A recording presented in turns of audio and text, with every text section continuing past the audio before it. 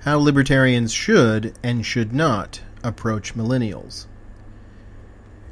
In recent weeks, both Thoughts on Liberty and Reason have published articles on the millennial generation's social and political attitudes as they relate to libertarianism.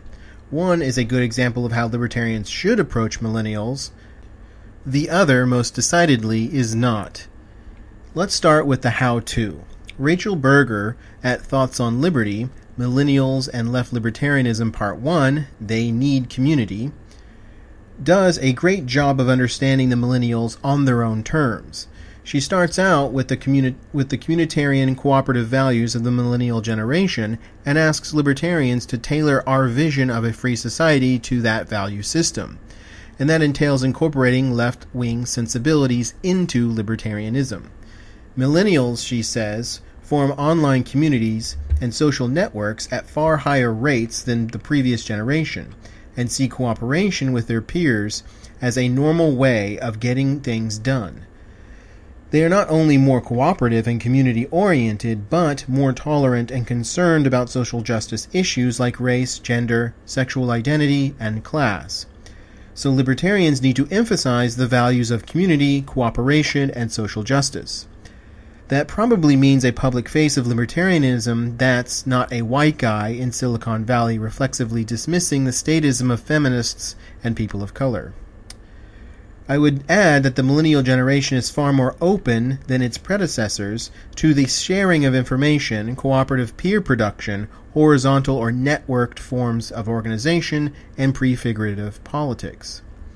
Unlike us older folks who adhere to the slogan "information wants to be free" as an ideological proposition that we at some point consciously adopted, most millennials grew up accepting it as a fact of nature. For them, web filters and firewalls are something installed by clueless education bureaucrats that they can circumvent in a matter of minutes. They've been sharing music files as long as they can remember and laugh at RIAA anti-song-lifting classes the way stoners of my generation laughed at reefer badness. Chelsea Manning, Aaron Swartz, and Edward Snowden were millennials, and members of that generation just assume that full transparency should be the norm, and anything short of it serves corrupt power interests of some sort. Millennials are used to networked collaboration. In the workplace, they view such collaboration with their peers as a way to get things done and see traditional corporate managerial hierarchies as a form of damage to be routed around. The same ethos is reflected in the political models that emerged in recent years. The Arab Spring, M15, Syntagma, Occupy all reflect this. Millennials favor horizontal, prefigurative politics over older models of working within the system for good reason. In the economic realm, they took out student loans and got good grades, followed all the rules for advancement under the old meritocratic system, and wound up working part-time for temp agencies, if at all, after moving back in with their parents.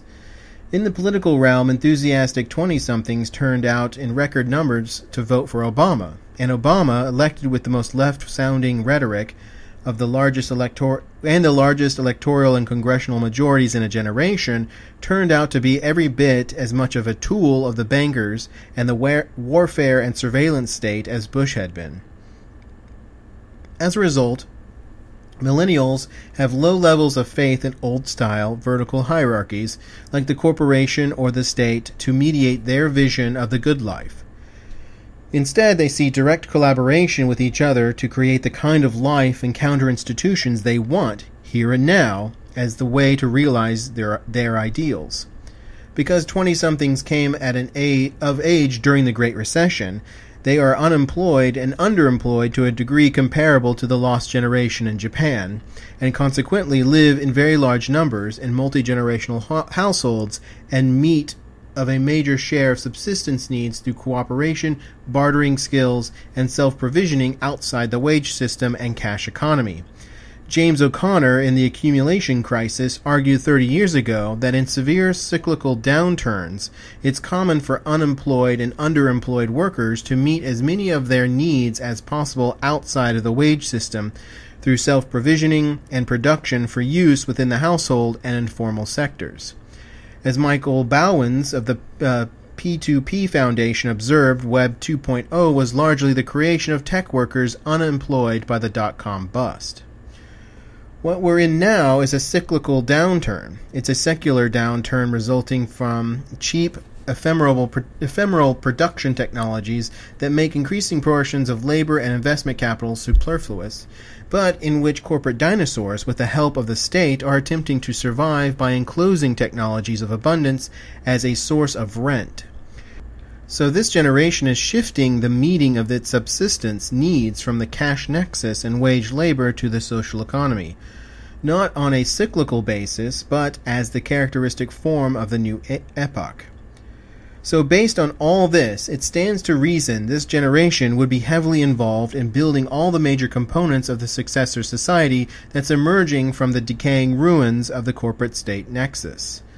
There are 20-somethings in the hackerspace, open hardware and micro-manufacturing movements, and permaculture and community gardens organizing squats in coherent, cooperative communities, developing encrypted countercurrencies and mutual credit systems, creating scholarly communities around open courseware, academic journals liberated from behind paywalls, and developing open meshworks that the state can't shut down and anonymizing darknets the state can't penetrate. The main shortcoming of Berger's article is not her understanding of the millennials, but her understanding of left-libertarianism. Left-libertarianism is not synonymous with libertarianism. As Jeff Rickardson has argued in their A Left-Libertarianism I Don't Recognize, libertarians or bleeding heart libertarians start out with the center-left's managerialist assumptions about the naturalness and inevitability of hierarchical institutions. We don't. My comrade Roderick Long, in his Left-Libertarianism, Its Past, Its Present, Its Prospects, contrasts the bleeding heart libertarian approach with our version of left-libertarianism as follows. Quote, left-libertarians tend to be more radical in both their leftism and their libertarianism than the majority of those self-identifying as bleeding heart libertarian proponents.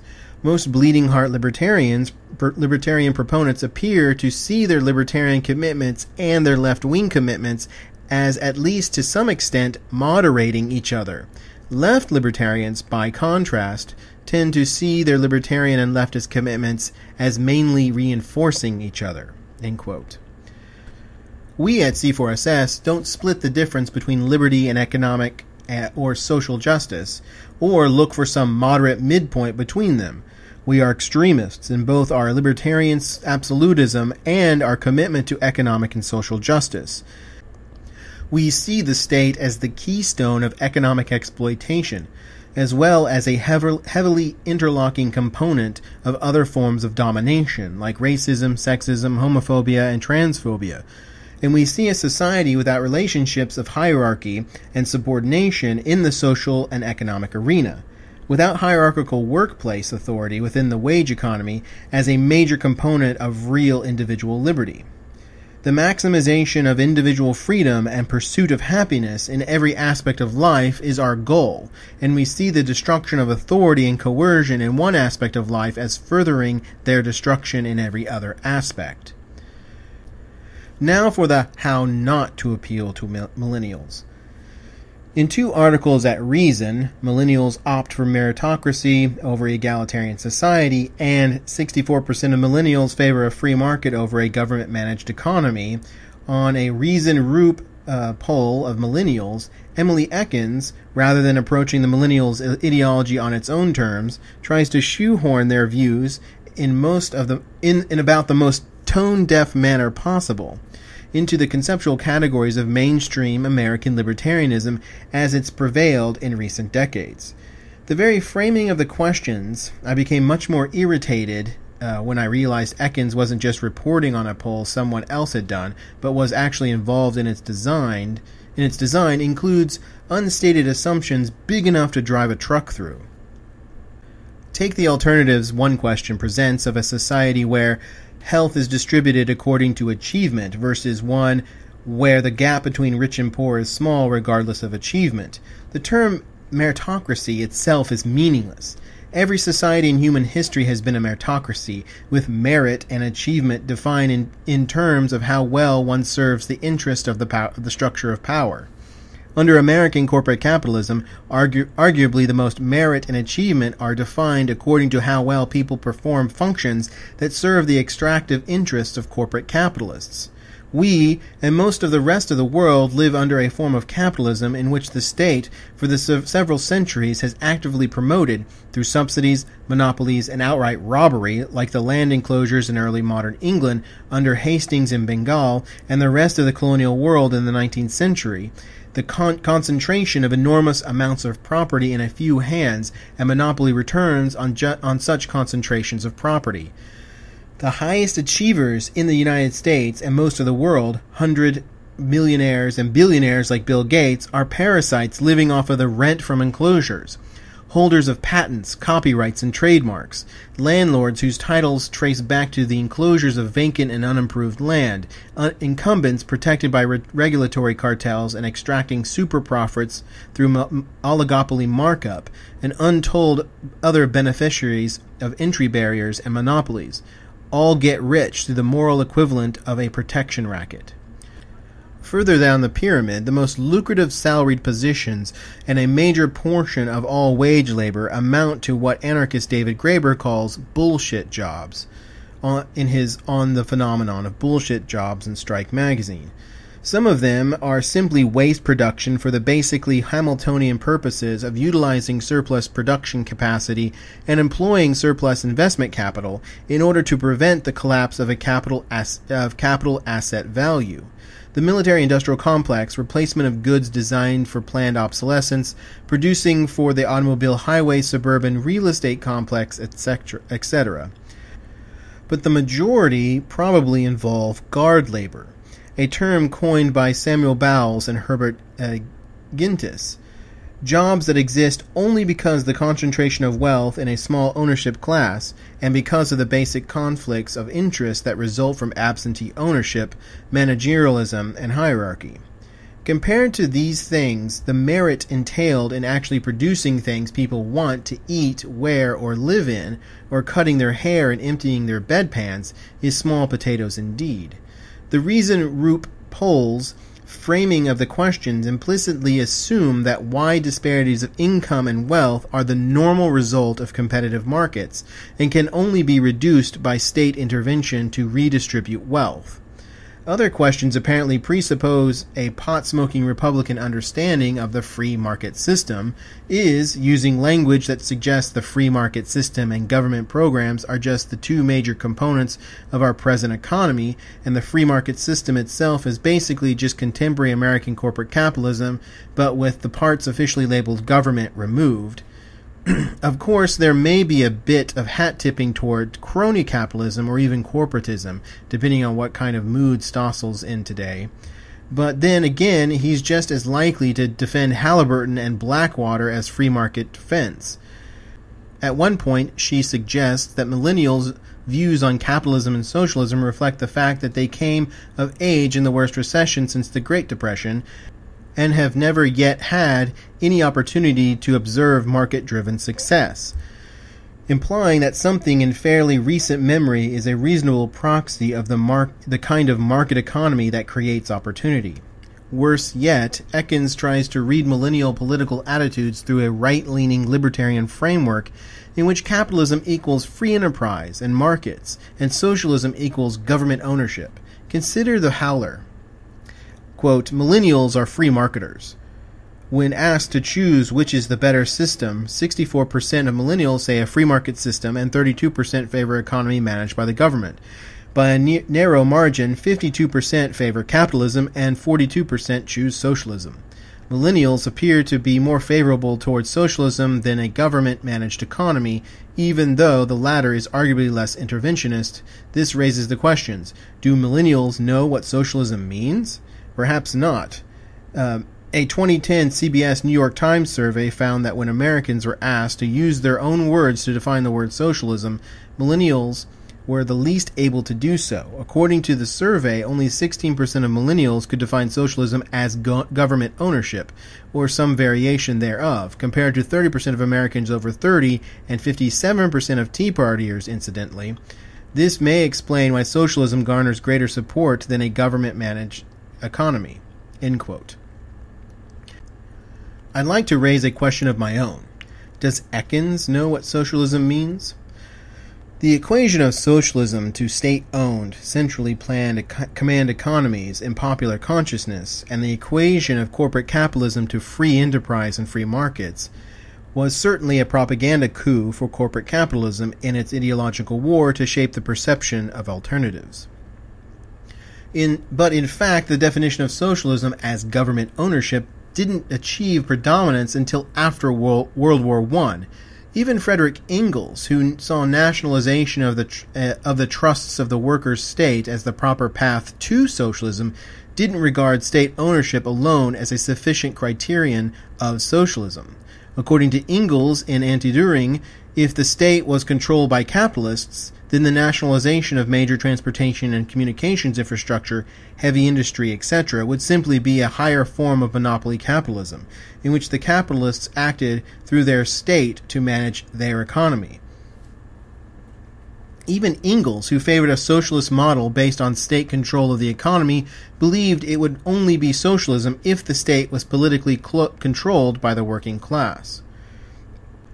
For the socialist movement as a whole, including state socialists like Engels, the one essential characteristic of socialism was not state ownership or control of the economy, but the political and economic power of the working class, and an end to economic exploitation. If one thing has defined socialism then and now, it is a desire for the euthanasia of the rentiers. And if one thing has defined American capitalism and the entire capitalist epoch, from its beginning, it is the control of the state by rentiers. In fact, one wing of the socialist movement, anarchism, explicitly calls for abolition of the state. Individualists and other market anarchists like Thomas Hodgkin, Benjamin Tucker, and Franz Oppenheimer, and me, see state enforcement of artificial property rights and artificial scarcities as the main source of the rentier class's income and want to euthanize the rentiers by abolishing all state-enforced monopolies and privileges so competition can destroy their rents. If socialism is defined by the level of state involvement in the economy, regardless of whose interests are served, then American corporate capitalism is the world's bastion of socialism. Virtually every penny of the profits of the Fortune 500 and of the billionaires' fortunes results from state intervention. My intent here is not to counterpoise alternative dogmatic definitions of socialism and capitalism to Ekins, but to point out that definitions don't come from Mount Sinai. The definitions that currently appear in the dictionary are historically conditioned and reflect older ideological victories by power structures that are far from disinterested. There are generational differences in usage, and usage has changed significantly over time, and these are nuances that can't be captured by a dictionary definition. As David Graeber suggests, it is the fact that the millennials didn't grow up during the Cold War and weren't exposed to the U.S. corporate state's propaganda machine that accounts for their failure to absorb a definition of socialism that serves the interests of the monopolists and rentiers who control the U.S. government. They favor socialism while distrusting the bureaucracy and regulations of a corporate state, and favor free markets while distrusting a corporate capitalism that has been statist to its core since its very origins. When millennials say they favor socialism over capitalism, they don't mean they want an economy controlled by the government.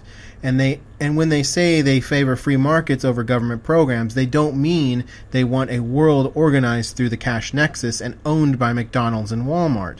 The form of socialism they want is based on horizontalism, face-to-face democracy, and the organization of a large part of economic life through the commons and peer production. This is the form of socialism advocated by the most interesting and innovative currents today, the Italian autonomists, Graeber and the horizontalists, and the producing classes' exodus to the commons-based peer production advocated by Hart and Negri.